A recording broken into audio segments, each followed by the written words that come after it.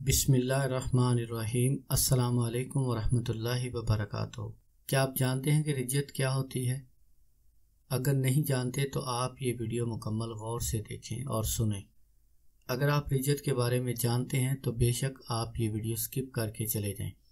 आप वजीफ़े पढ़ पढ़ कर थक चुके हों, खुशियों को तरस गए हों, आपके हर काम में रुकावट रहती हो, काम होते होते रह जाते हों, तो इसका मतलब है कि आपके कामों में रिज्जत है, आपकी बंदिश है। बंदिश होना या रिज्जत होना तकरीबन एक ही बात होती है। रिज्जत से महफूज रहने के लिए ये बहुत नायाब अमल है। आप सैकड़ों कदीमी नई पुरानी किताबें पढ़ लें, माँ सिवाय इजाफा इल्म के आपको कुछ भी हासिल नहीं होगा। आप हज़ारों अमलियात देख लें, यूट्यूब पर देख लें, किताबें पढ़ लें, सिर्फ आपके इल्म में इजाफा होगा और कुछ भी नहीं। इसलिए अमलियाती दुनिया में अमल शुरू करने से पहले किसी भी उस्ताद कामिल का होना ज़रूरी है, क्योंकि मिसल मशहूर है, जाए उस्ताद खाली अस्त। बग़ैर उस्ताद के कामयाबी हासिल करना नामुमकिनात में से है। नुक्ते नुक्ते का उस्ताद होता है, हर एक चीज़ का उस्ताद होता है। उस्ताद रहबरी रहनुमाई करता है। उस्ताद अमल के उतार चढ़ाव से बखूबी वाकिफ़ होता है। उस्ताद अमल की नोक झोंक से बखूबी वाकिफ़ होता है। अमल शुरू करने से पहले इजाज़त लेना भी बहुत ज़रूरी होती है। अगर इजाज़त ले ली जाए और उस्ताद कामिल या पीर व मुर्शिद की रहनुमाई में अमल किया जाए तो दिनों के काम घंटों में होते हैं और हफ्तों के काम दिनों में होते हैं और कामयाबी 100% यकीनी हो जाती है। आप जितने भी अमल करते हैं, वजीफ़े करते हैं, अगर आप उनको अधूरा छोड़ते हैं तो आपकी इज्जत हो सकती है, आपकी बंदिश हो सकती है। मैं आपको थोड़ा सा समझाने की कोशिश करता हूँ कि रिज्जत होती कैसे है। अब मिसाल के तौर पर आप एक अमल शुरू करते हैं, मोहब्बत के बारे में कोई चिल्ला करते हैं या कोई वजीफ़ा करते हैं किसी भी काम के मुतल्लिक़। अब वो अमल होता है 1 हफ्ते का या 41 दिन का या 1 दिन का। आप वो अमल करते हैं, आपके अंदर रूहानियत कम होती है, आपको नहीं पता कि आपका अमल कामयाब हुआ है या नहीं हुआ, आप मायूस होकर उसको अधूरा छोड़ देते हैं। मिसाल के तौर पर एक अमल है 1 हफ्ते का, आपने 3-4 दिन किया, आपको उससे फ़ायदा नहीं हुआ, आपने वो अमल छोड़ दिया, यानी 7 दिन मुकम्मल नहीं किए। तो जो उसके मुवक्किलात होते हैं, जो उसके खुद्दाम होते हैं, वो देखते हैं कि इसने हमारे साथ धोखा किया है, हमें बुलाकर हमसे काम नहीं लिया या हमारे ऊपर इसने यकीन नहीं रखा, तो वो आपकी बंदिश कर देते हैं।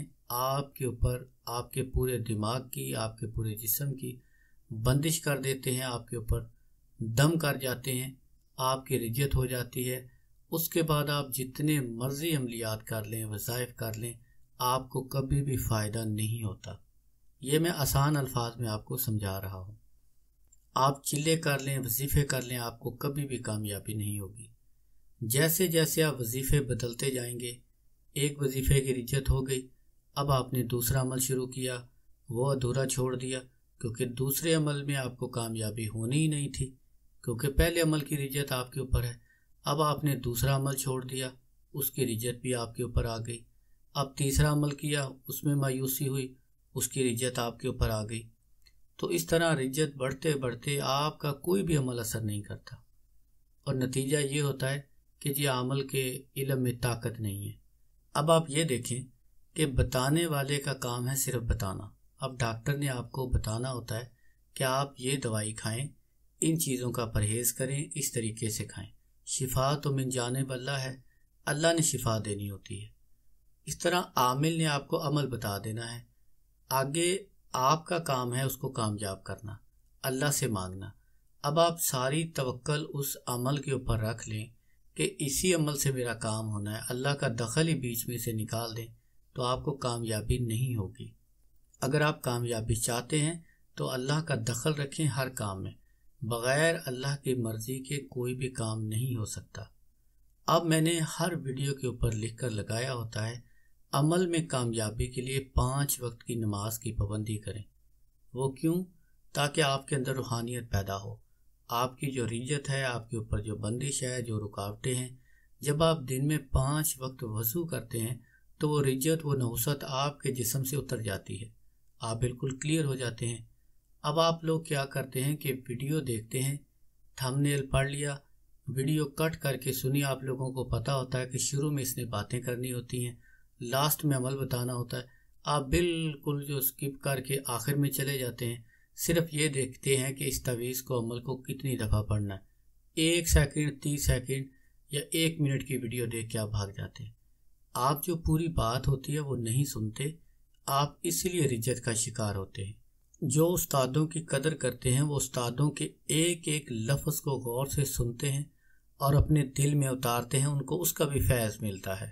اب جب آپ کی ہر عمل میں رجت ہونا شروع ہو جاتی ہے، آپ کے عملیات اثر نہیں کرتے، آپ کے وظائف اثر نہیں کرتے، نتیجہ یہ ہوتا ہے کہ رجت اتنی بڑھ جاتی ہے، وہ بندش کی شکل اختیار کرتی ہے، آپ کے ہر معاملات میں رکاوٹ ہوتی ہے، آپ کے دنیاوی معاملات میں رکاوٹیں شروع ہو جاتی ہیں، آپ کا رشتہ نہیں ہوگا، کاروبار کی بندش ہو جائے گی، آپ کو بیماریاں لگیں گی، ہر وہ شخص جو آپ سے محبت کرتا تھا آپ کا دشمن ہو جائے گا، آپ سے دشمنی کرنے لگے گا، آپ کے اپنے دوست، عزیز، اقارب بھی آپ کو برا سمجھیں گے، ہر بات پر آپ کو ڈانٹ پڑے گی، آپ کو ایسا لگے گا کہ جیسے میں منحوس ہوں، یا ہر بندہ مجھے ہی برا کیوں کہتا ہے، حالانکہ میں تو ٹھیک ہوں۔ آپ کو لگے گا کہ آپ ٹھیک ہیں لیکن آپ غلط ہوں گے۔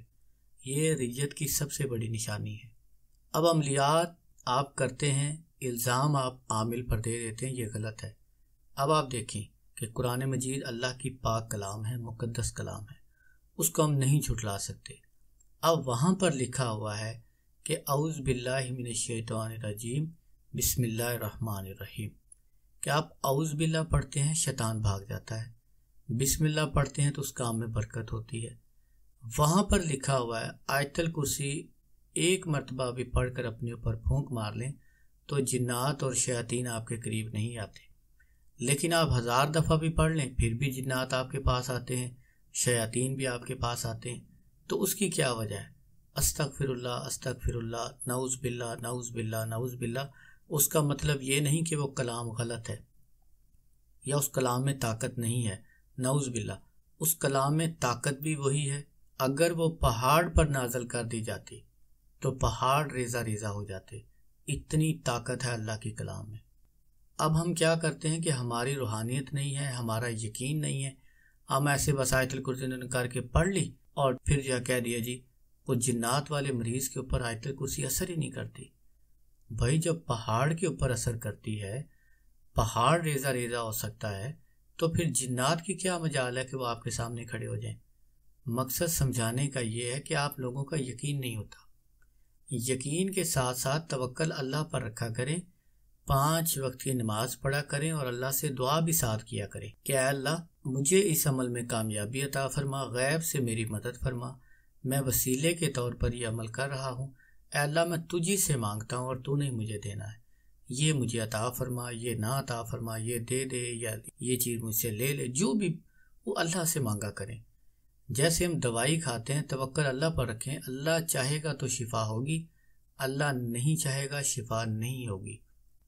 اب آپ کو سمجھانے کے لیے ایک چھوٹی سی مثال، آپ کے علاقے میں آپ کے عزیز و اقارب، آپ دیکھتے ہوں گے آپ کے معاشرے میں کسی انسان کو بخار ہوتا ہے، وہ دوائی لیتا ہے، اس کا بخار اتر جاتا ہے، لیکن ایسے بہت سارے انسان ایسے ہوتے ہیں جن کو بخار ہوتا ہے، دوائی لیتے ہیں لیکن ان کو شفا نہیں ہوتی اور وہ بخار کی حالت میں مر جاتے ہیں۔ اب کسی کا بلڈ پریشر ہائی ہوتا ہے، نارمل لوگوں کے ہائی ہوتے رہتے ہیں، وہ دوائی کھاتے ہیں، بلڈ پریشر کنٹرول ہو جاتا ہے، لیکن ایک ایسا وقت بھی آتا ہے بلڈ پریشر ہائی ہوتا ہے، ڈاکٹر زور لگا لیتے ہیں لیکن بلڈ پریشر کنٹرول نہیں ہوتا اور ان کی ڈیتھ ہو جاتی ہے۔ اس کی وجہ کیا ہے؟ کیونکہ ان کا وقت اللہ نے مقرر کر دیا تھا۔ آپ کو سمجھانے کے لیے ایک دوسری مثال، جب کوئی بچہ بیمار ہوتا ہے، اس کی ماں اس کو کڑوی دوائی دیتی ہے، اس کے پرہیز کرتی ہے، اب بچہ روتا ہے، ضد کرتا ہے کہ ماں میرے ساتھ ظلم کر رہی ہے، مجھے کڑوی دوائی پلا رہی ہے، حالانکہ وہ اس کو پسند نہیں ہوتی، ماں کو بھی پتا ہوتا ہے میرے بچے کو تکلیف ہوتی ہے، کڑوی دوائی وہ نہیں پی سکتا، لیکن پھر بھی ماں دیتی ہے، اس لیے دیتی ہے کہ تھوڑی دیر یہ تکلیف برداشت کرے گا، بعد میں اس کو ہمیشہ کے لیے شفا مل جائے گی، اس کا بخار اتر جائے گا، اس کی درد ختم ہو جائے گی، یا جو بھی اس کے فائدے کے لیے اس کو دوائی دیتی ہے۔ اسی طرح جب آپ کوئی چیز اللہ سے مانگتے ہیں، جس محبوب کے لیے، جس دشمن کے لیے عمل کرتے ہیں، اگر بار بار عمل کرنے کے باوجود بھی آپ کو فائدہ نہیں ہوتا، آپ کو کامیابی نہیں ملتی، آپ اللہ سے مانگتے ہیں، تو اس کا مطلب یہ ہوا کہ اللہ کو پتہ ہے کہ وہ چیز آپ کے لیے بہتر نہیں ہے، اللہ آپ کو اس سے بھی بہتر چیز عطا فرمانا چاہتا ہے۔ تو اس لیے توکل اللہ پر رکھا کریں۔ ویڈیو بہت لمبی ہو جائے گی، یہاں پر میں مختصر کرتا ہوں۔ آپ کوئی بھی عمل کریں، کوئی بھی وظیفہ کریں، کوئی چلا کریں، 5 منٹ ٹائم نکال لیا کریں، اللہ کی کلام کھول لیا کریں، قرآن مجید پڑھ لیا کریں، اس سے کوئی آپ کو نقصان نہیں ہوتا۔ کوشش کریں ہر وقت باوضو رہیں۔ جب بھی کوئی عمل کرنا ہو، وظیفہ کرنا ہو، آپ چاہتے ہوں کبھی بھی آپ کے اوپر عزت نہ ہو، تو ایک عمل ہمیشہ کریں۔ اگر کسی کے اوپر عزت ہو چکی ہو تو پھر بھی وہ یہ عمل کر سکتا ہے۔ یہ عمل پڑھنے کے بعد پانی کے گلاس کے اوپر پھونک مارے، اس گلاس میں سے ایک گھونٹ اپنے دائیں ہاتھ پر رکھے اور وہ گھونٹ پانی کا اپنے سر کے اوپر لگا لے، پھر ایک گھونٹ اپنے دائیں ہاتھ میں ڈال کر وہ چہرے کے اوپر مال لے، باقی پانی پی لے۔ اس طرح 7 دن لگاتار کرے۔ اگر آپ کی رجت یا بندش ہوئی ہے تو، اگر نہیں ہوئی یعنی آپ کو لگتا ہے کہ آپ کی بندش نہیں ہے، آپ کی رجت نہیں ہے، تو پھر یہ عمل کرنے کی ضرورت نہیں ہے۔ آپ جب بھی کوئی نیا عمل شروع کریں تو اس سے پہلے یہ عمل صرف ایک مرتبہ پڑھ کر پانی پر پھونک مار کر اسی طریقے سے استعمال کریں۔ اگر آپ کی بندش ہو چکی ہے، رجت ہو چکی ہے، تو پھر 7 دن لگاتار آپ یہ عمل کریں۔ اس کے بعد آپ جو چاہیں عمل کر سکتے ہیں۔ جب بھی عمل کریں، جو بھی نیا عمل شروع کریں، آپ اس کو ایک مرتبہ ضرور پڑھیں۔ آپ سورت انشقاق مکمل سورت پڑھیں۔ بسم اللہ الرحمن الرحیم۔ اذا السماء انشقت وآذنت لربها وحقت واذا الارض مدت والقت ما فيها وتخلت۔ یہ مکمل سورت پڑھ کر آپ اس سے زبردست فائدہ حاصل کریں۔ قرآن مجید میں یہ بہت زبردست سورت ہے جو آپ کی رجت اور بندش ختم کرنے کی بہت زیادہ طاقت رکھتی ہے۔ عمل کی اجازت کے لیے آپ میرے ساتھ مل کر درود پاک پڑھیں۔ کروڑوں درود و سلام ہمارے پیارے نبی حضرت محمد صلی اللہ علیہ وآلہ وسلم پر۔ جزا اللہ عنا السید الکریم السید الاعظم سیدنا مولانا محمد صلی اللہ علیہ وسلم ما ہوا اہلہ۔ میری دعا ہے اللہ کریم آپ کو جنات کے شر سے، جادو کے شر سے، رجت سے، بندشوں سے محفوظ رکھے۔ اللہ کریم آپ کو اس عمل میں کامیابی عطا فرمائے۔ آمین یا رب العالمین۔ السلام علیکم ورحمۃ اللہ وبرکاتہ۔